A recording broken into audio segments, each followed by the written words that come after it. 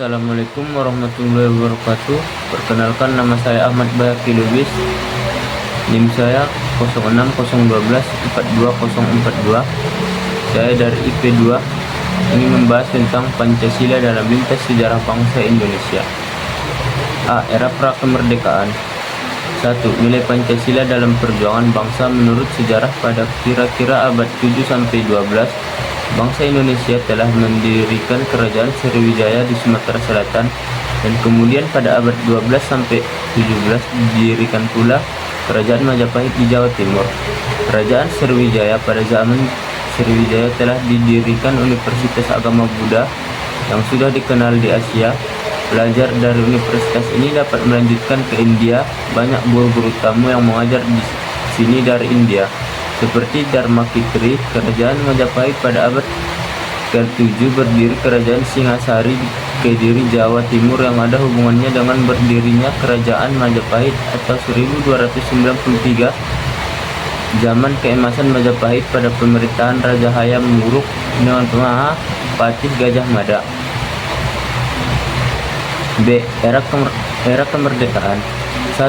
Menjelang akhir penjajahan. 2. Badan Penyelidik Persiapan Kemerdekaan BPPK telah membentuk beberapa panitia kerja, diantaranya ialah Panitia Perumus, Panitia Perancang Undang-Undang Dasar, Panitia Ekonomi dan Keuangan, Panitia Pembelaan Tanah Air. Era Orde Lama. A. Kedudukan Undang-Undang Dasar 1945 atau Konstitusi Proklamasi MPRS yang dibentuk berdasarkan Dekret Presiden tanggal 5 Juni 1959, kemudian dengan ketetapan No. 10 MPRS 1966 telah menyatakan Dekret Presiden tersebut sebagai sumber tertib hukum bagi berlakunya kembali Undang-Undang Dasar 1945. B. Masa berlakunya Undang-Undang Dasar 1945. Pada masa Republik Indonesia Serikat, Undang-Undang Dasar 1945 menjadi turun derajatnya dan berkurang wilayah berlakunya. Oleh karena Undang-Undang Dasar 1945 hanya berlaku di negara bagian Republik Indonesia, sedangkan di seluruh negara Republik Indonesia Serikat berlaku Konstitusi Republik Indonesia Serikat atau Konstitusi RIS 1949. Masa berlakunya Undang-Undang Dasar 1950. A. Undang-Undang Sementara RIS atau Undang-Undang RI 1950. Semenjak proklamasi bangsa Indonesia menghendaki negara kesatuan atau unitarisme, bentuk negara serikat atau federalisme tidaklah sesuai dengan cita-cita kebangsaan dan jiwa proklamasi. Oleh karena itu, pengakuan kedaulatan RIS menimbulkan pergolongan di negara-negara bagian RIS atau RIS terdiri dari 16 negara bagian, diantaranya RI sebagai salah satu negara bagian RIS. B. Kembali ke Undang-Undang 1945.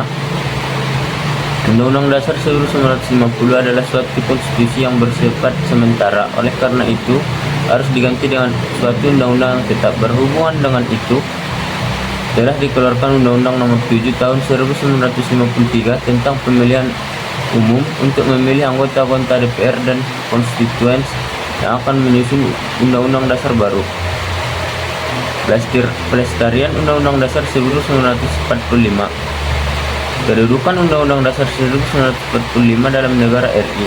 Telah diketahui Undang-Undang Dasar 1945 disahkan oleh PPKI pada tanggal 18 Agustus 1945, dan mulai saat ini Undang-Undang 1945 berlaku bagi pemerintahan negara rakyat Indonesia di seluruh NKRI.